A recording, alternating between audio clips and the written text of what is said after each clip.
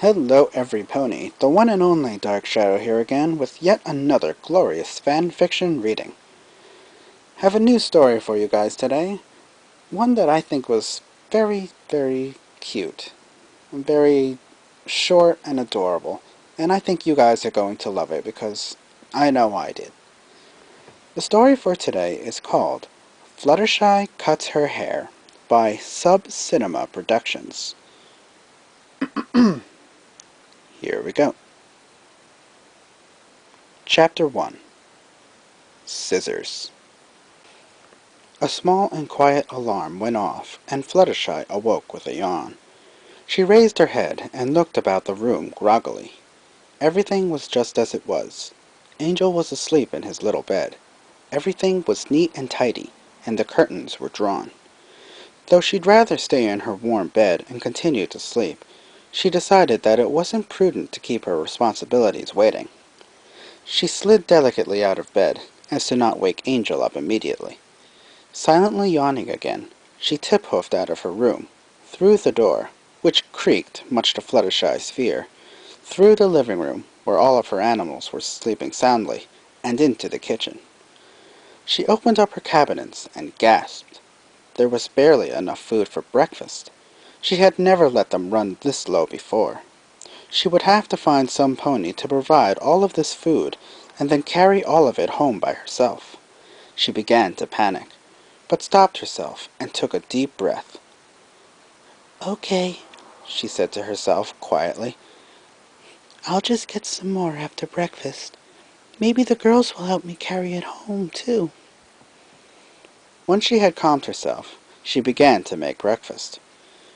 Once everything was prepared in the kitchen, she, once again, made her way silently into her room to wake Angel.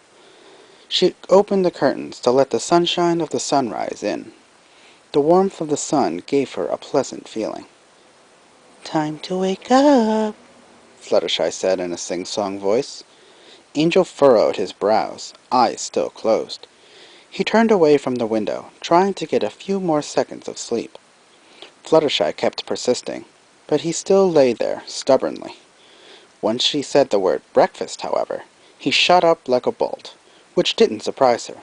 She knew him too well. Once she was done getting Angel out of bed, she went to wake the rest of the critters up. She opened the curtains, that warm feeling washing over her again as the animals got out of their beds. Smiling, she got out the food and fed breakfast to everyone. Then, as they were all eating, she went outside to get the mail. She had come outside just in time as the mail mare was walking up to her mailbox. She had forgone her nervousness with a small hoofful of ponies, and this was one of them. She greeted her. "Hello, Ditsy-Doo. Have a good morning?" They had a brief chat before she got her mail from Ditsy. She thanked her and went back inside. She sorted through her mail. She noticed that the small pile of letters and magazines was a bit heavier than usual. "Wait, I didn't order any magazines." She looked at the bottom of the stack, and lo and behold, there was a Canterlot fashion magazine called Mares of Style located at the bottom of the pile. There was a mare on the front with short hair, which was odd. Mares usually wear their hair down. She looked closely at the print at the bottom, and saw that it was addressed to Rarity. She realized that she had been given the wrong mail. "Silly Ditsy," she said to herself. "Looks like I'll have to stop by Rarity's boutique while I'm running my errands."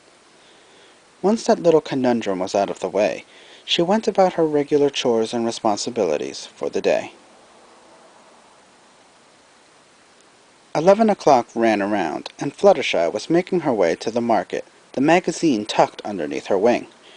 She thought that she would go to Rarity's first before anything. She walked in weaves through the busy morning streets of Ponyville before arriving at the Carousel Boutique. She walked slowly up to the door and knocked gently on the door. She waited for an answer. "Oh no, this is taking too long. She's probably in the middle of something important, and Her thought was cut off by the door swinging open. Rarity smiled at the sight of her friend. "I'm sorry," Fluttershy began. Is this a bad time? Rarity laughed. Of course not, dear. Come inside. She stepped aside to let her friend in. Fluttershy walked inside, and Rarity closed the door behind her. Now, the fashionista started quickly, I only have a few minutes, so what do you need, darling? Oh, well, the yellow pony stammered nervously. She pulled out the magazine from underneath her wing and gave it to her. I got your mail. Rarity, much to Fluttershy's surprise, screamed excitedly. Oh my goodness, darling, she cheered happily. You have no idea how long I've been waiting for this. Thank you, Fluttershy. She thanked the timid pony by tackling her with a hug. She could barely breathe. You're welcome, she said in a choked, high-pitched voice.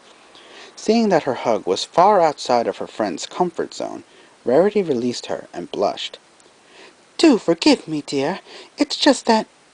She gave out another squeal of delight. This is one of the most highly regarded magazines in all of Equestria. Fluttershy dipped her head and smiled. Well, you're welcome, Rarity. Figuring that her friend had not so much as looked into the magazine, she pulled her friend into the kitchen. Oh my goodness, Fluttershy, you need to look at this. She sat her down at her table, sat next to her, and opened up the magazine up to a random page.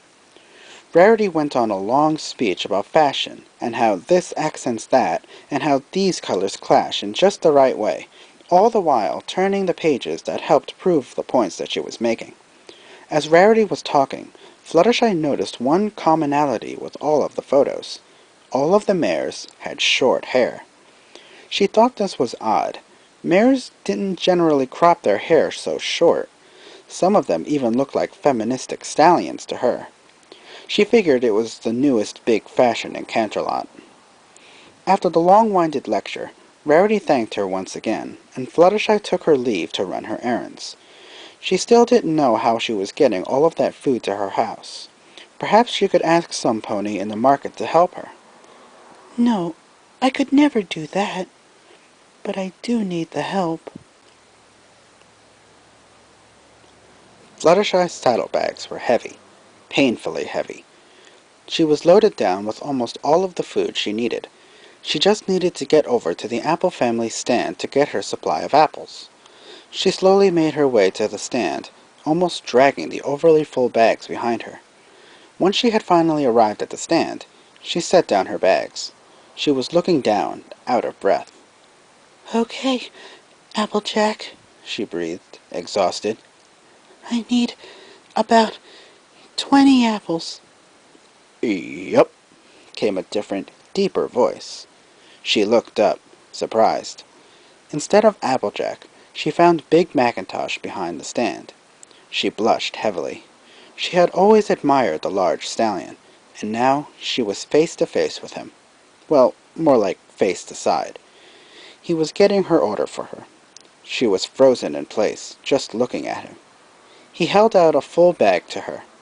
Her mind processed that she needed to give him the bits that he needed and take the bag very slowly. She fumbled with the coins as she shakily handed them to him. She took the bag and stuffed it into her own, and tried to lift her bags as quickly as she could, but the added weight made it impossible for her to lift it. Hey, the farm pony chuckled, but still concerned. You need help? Fluttershy froze once again. Tears welled up in the nervous pony's eyes in fear. She thought that he was mocking her. She couldn't deal with that kind of rejection. She stopped trying to lift her bags, and flew as fast as she could to her home, sobbing. Wait! Big Mac called, but she was out of earshot. He looked at her saddlebags and sighed. He walked over to them and took them. He flipped the stand sign to "Closed" and made his way to Fluttershy's cottage. If any pony walked by the small cottage, they could hear a loud sobbing coming from inside. A sobbing of some pony whose heart has been broken and whose life had been ruined. The sound would have been heard if there was any pony to hear it. Fluttershy had her face in a pillow and was lying down on the couch, crying her eyes out. She felt that she had been rebuked, rejected, and regurgitated. Not only did she blow it with her crush, and fail to bring her animals food, but she had also made a fool of herself. She decided that she would never leave her house again. She would live alone and have her food delivered to her in a truck at the end of each month. She would live out her days as an outcast, shunned by society. It's because I'm ugly. No pony wants to help a mare who is an insult to everyone. Her animals, who had gathered around her, gave each other sideward glances. Normally, something like this happened once, maybe twice every few months, but this was more severe than anything they had even seen. Even Angel, whom had been with her ever since he was a newborn, had never seen her this bad. One of the squirrels began to chatter to her. She began to hyperventilate. Some of the birds had flown over and gave her a paper bag, which she either refused or didn't notice. The same squirrel squeaked to her again, trying to calm her. She began to breathe deeply in and out in an effort to calm down. One of the snakes hissed at her. Look at me, she cried through her pillow. I'm hideous. One of the badgers squeaked. Is it not obvious? It's my hair. It's too long, and now every pony knows that I'm just out of fashion. A bird tweeted. She laughed. Yeah, she said more calmly now. I guess I am sounding like Rarity. She looked up from her pillow to see all of her animals' smiling faces. She rubbed her sore red eyes and smiled back, weakly. I'm sorry, everyone. I guess I just let my emotions get the best of me. It was silly for me to act that way when the answer was right in front of me.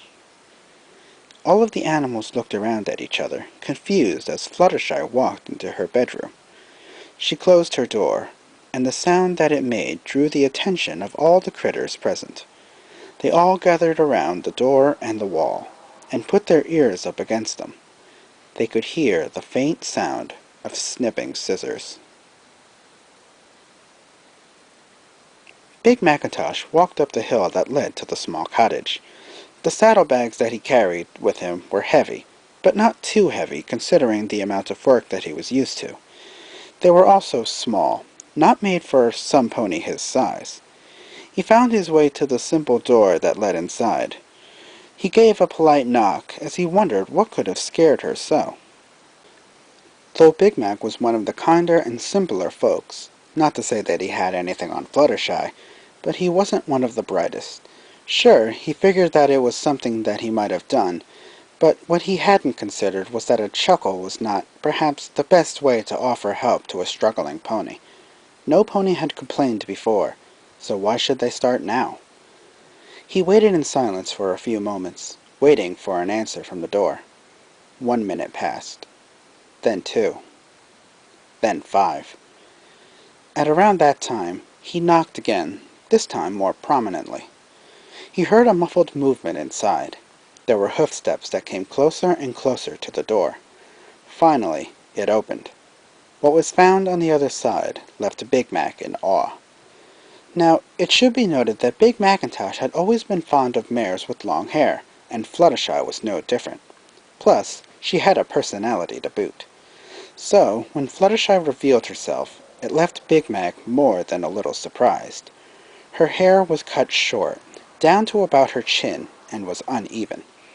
It looked as if she had lied down on her bed, scissors in one hoof and a mirror in the other, which was exactly what she did, and went through with cutting it. It was like she let a beaver barber trainee practice on her head. Needless to say, it was bad. She didn't even bother cutting her tail short. Despite her appearance, the timid pony was smiling, though it was apparent it was a bit crazy and slightly forced. While Big Mac was gaping, she spoke to him as if nothing had happened between her and he that morning, and that they were old friends. Well, hello, Big Macintosh, she said through gritted teeth and rather rigidly. How nice of you to drop by.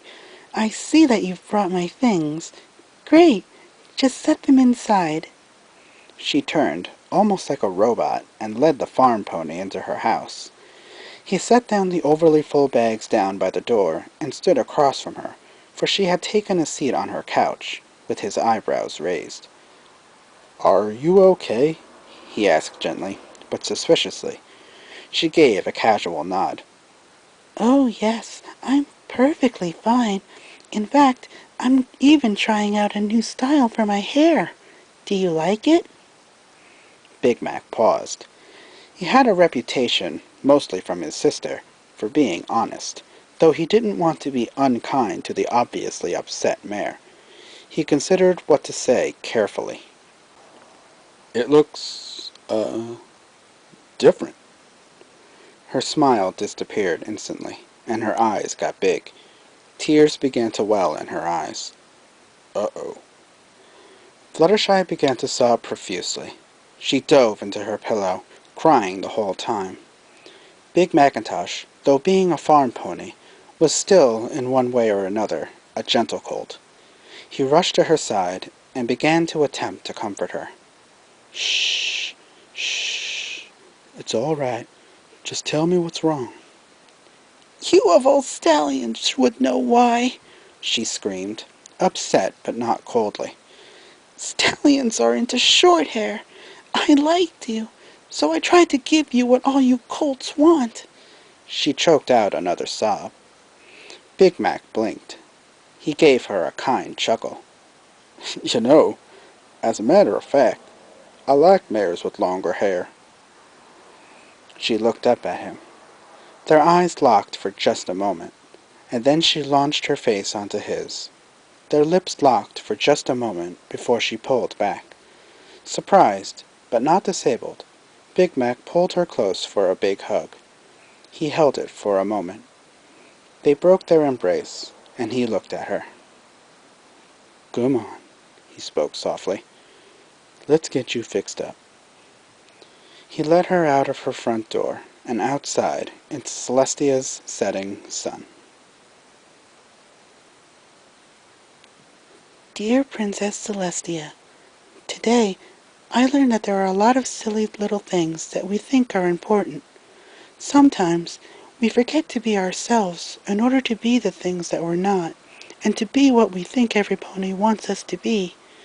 There are times when being yourself and having confidence can land you into the arms of some pony you love. Your loyal subject, Fluttershy. The end. Well, that was one cute little story. Personally, I love little one-shots like these. It's not very often you come across them, and to have come across it, it's just great. I mean, it was cute, it's adorable.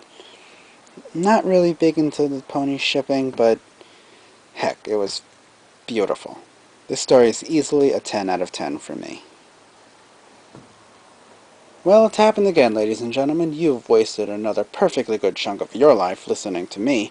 I hope you have enjoyed this reading as much as I have, and I hope to do another one really soon. So, until next time, the one and only Dark Shadow here, signing off.